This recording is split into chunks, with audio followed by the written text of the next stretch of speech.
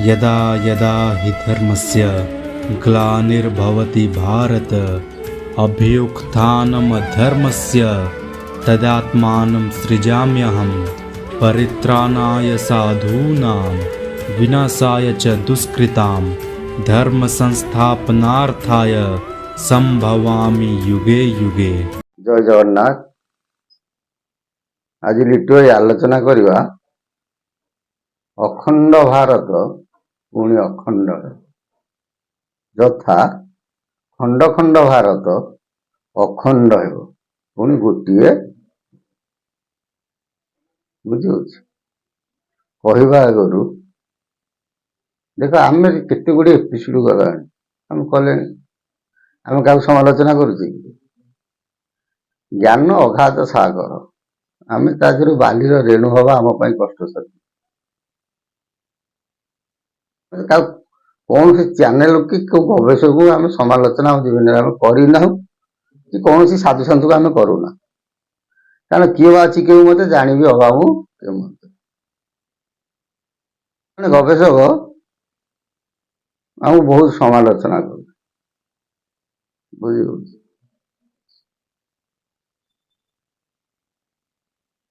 आम तो जानवा कथा जन समालोचना करवाटा हूँ महापाप क्या कह मुह मुह कह क्या समालोचना कर जो कथा जानी कहवा न जानी ना एथे आमर कौन पैसा रोजगार हबार आमर लक्ष्य जगत को गोटे सत शिक्षा दवा माने पंचसखा तत्व आम जी जाचे गोटे दिग्दर्शन दवा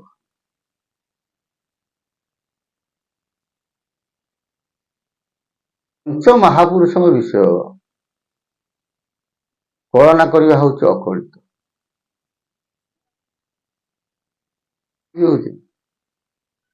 अच्युतानंद महापुरुष तन्मध्य हूँ गोटे विषय गोटे स्वतंत्र बात लीला खेला हूँ गोटे स्वतंत्र बात पंचसखा आसी सत्य भर आंक लीलाटा हूँ गोटे स्वतंत्र बात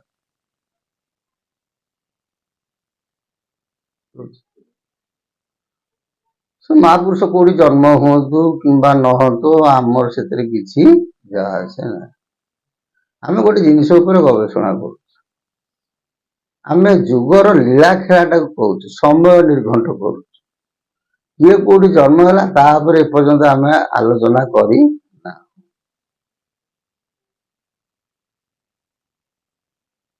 ये अच्युत हूँ जी अनंत हूँ बलवंत हूँ दशमत हूँ जगन्नाथ हूँ आमर किसी कहबार ना कारण प्रभु समस्त देह विद्यमान जी जहाँ कर रामचंद्र अवतार प्रभु तेल आसिले रावण को विनाश कले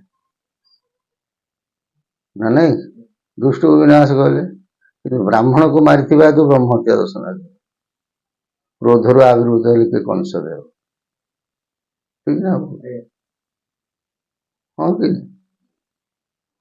बाड़ी की मारी पछरू बोली पुआ आसला जारा सबर है कृष्ण को पदरे मारला द्वापर जुगर पितृण सुझेगा तेणु जी जहाँ कर सी ये आम से भाई की कहू आम जो मालिका गवेषणा जहाँ करुचु जो अंक हिसाब गुरा करुचु ताकू काटिबा बहुत कष्ट साध्य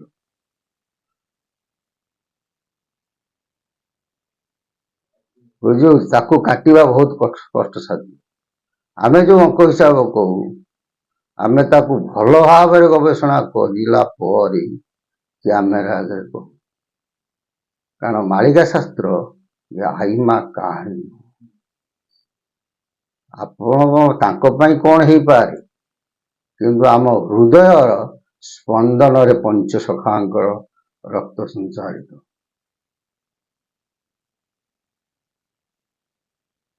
से आम जगत को शिक्षा देवा आगु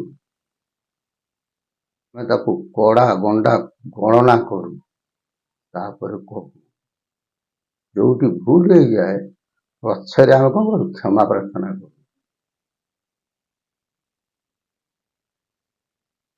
କୋଉଠି ଜନ୍ମ ହେଲା ଆମ ସେଥିରେ କଣ?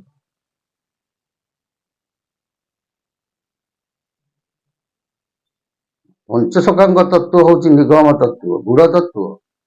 ଇଏ ପଞ୍ଚସଖା ଥିଲେ ସେ ସାଧା କହିବାକୁ ଗଲେ ସ୍ୱୟଂ ଜଗନ୍ନାଥ ଥିଲେ। ଏପିସୋଡ ଆମେ ଦେଖି ବହୁତ ମର୍ମାହତ ଲାଗିଲା। ବୁଝିହଉଛି।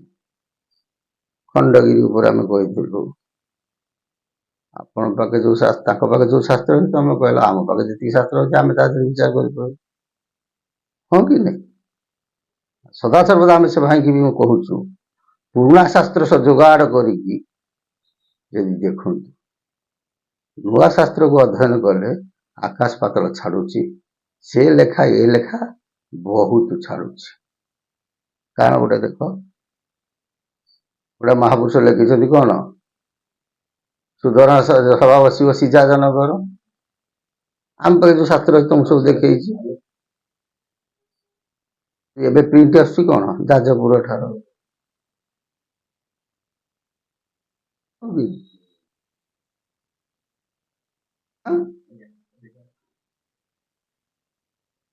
ଆମେ ଏତିକି ଜାଣିଛୁ ଯେ ଜାତି ସ୍ମର ହେଇଥିବେ, କିଏ କୋଉଠି ଜନ୍ମ ହେଇଥିବ ସେ ତାଙ୍କର ଜାଣିଥିବେ।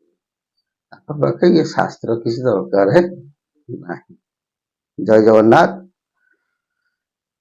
ଆଜି ଆଲୋଚନା କଣ କରିବା, ଅଖଣ୍ଡ ଖଣ୍ଡ ଖଣ୍ଡ ଭାରତ। ତମେ ଦେଖ, ପଞ୍ଚସଖା ମାନେ ଯେତେବେଳେ ଆସିଥିଲେ ସେତେବେଳେ ଥିଲା ଅଖଣ୍ଡ ଭାରତ।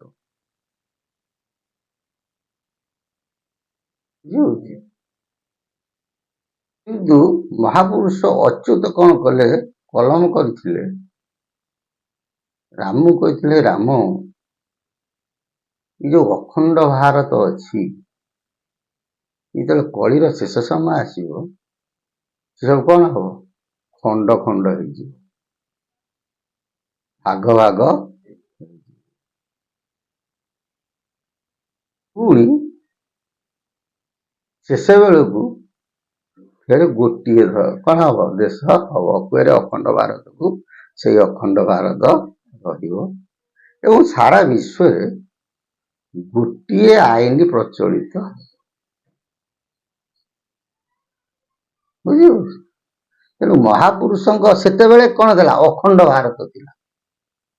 1800ରୁ ସବୁ ଭାରତ କଣ ହେଇଛି, ଖଣ୍ଡ ଖଣ୍ଡ ହେଇଛି। ବୁଝିପାରୁଛି। 1947ରେ କଣ ହେଲା, ଯୋଉ ଖଣ୍ଡେ ଥିଲା ସିଏ ମଧ୍ୟ ଦି ଖଣ୍ଡ ହେଇଗଲା। କିଏ ସେ, ଭାରତ ଆଉ ପାକିସ୍ତାନ। କିନ୍ତୁ ଯୋଉ ଅଖଣ୍ଡ ଭାରତ ସେ ପୁନର୍ବାର କଣ ହବ, ଖଣ୍ଡିଏ ଖଣ୍ଡ ଖଣ୍ଡ ହେଇ ରହିଛି ନା। ସେ ପୁଣି ଯୋଉ ଅଖଣ୍ଡକୁ ସେଇ ଅଖଣ୍ଡ ହେବ ବୋଲି ମହାପୁରୁଷ ତାଙ୍କ ଭବିଷ୍ୟତ ମାଳିକାରେ ଲିପିବଦ୍ଧ କରିଥିଲେ। ଯାହା ଲେଖିଦେଲେ ତାହା ଘଟୁଛି। ଦେଖ, ଗୋଟେ ଭଲ ପଦ ସେ କହିଥିଲେ, କଳି ଶେଷେ ଖଣ୍ଡ ଖଣ୍ଡ ହୋଇଥିବ ରହି, ଯେତେବେଳେ କଳିର ଶେଷ ସମୟ ଆସିବ ଇଏ ଅଖଣ୍ଡ ଭାରତ ଖଣ୍ଡ ଖଣ୍ଡ ହେଇକି ରହିଥିବ। ସବୁ ଖଣ୍ଡ ମିଶି ପୁଣି ଅଖଣ୍ଡିତ ହେବ, ସାରା ମେଦିନୀରେ ଗୋଟା ଆଇନ ଚଳିବ।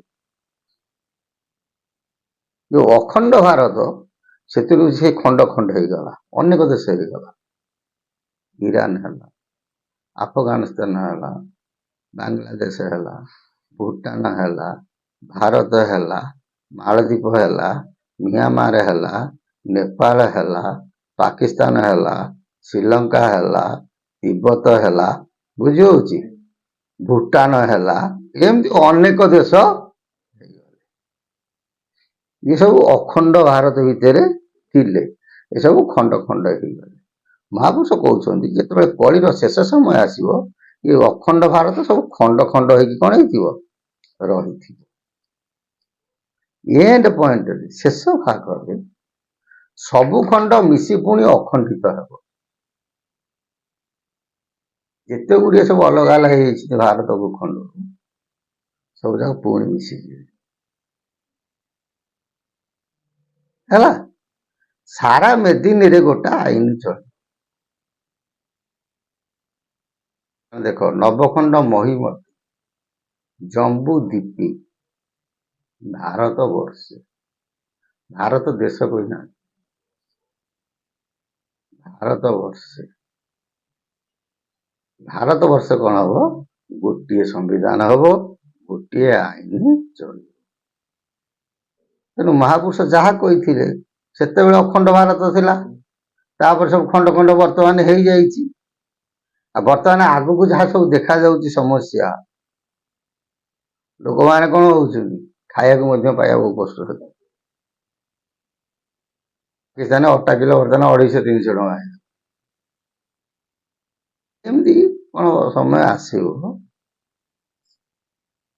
ସବୁ ଯାକ ମିଶିଯିବ ଗୋଟିଏ ଦେଶ ପୁଣି ସୃଷ୍ଟି ହବ ଯୋଉ ଗୋଟିଏ ଥିଲା ସେଇ ଗୋଟିଏ ହେବ ସତ୍ୟ ସନାତନର ଧ୍ୱଜା ଉଡ଼ିବ ଆଉ ଧର୍ମ ଭିତରେ କାହାର ଝଗଡ଼ା ଘାଣ୍ଟି ହବ ନାହିଁ ଏବଂ ଗୋଟିଏ ସମ୍ବିଧାନ କଣ ହବ ସାରା ସଂସାରରେ ପରିପ୍ରକାଶ ହେବ ବୋଲି ମହାପୁରୁଷ ଅଚ୍ୟୁତାନନ୍ଦ ଦାସ ତାଙ୍କ ଭବିଷ୍ୟତ ମାଳିକାରେ ଜଗତକୁ ଚେତନା ଦେଇଛନ୍ତି କାହାଙ୍କ ଦ୍ୱାରା ନା ଭକ୍ତ ରାମଦାସଙ୍କ ଦ୍ୱାରା।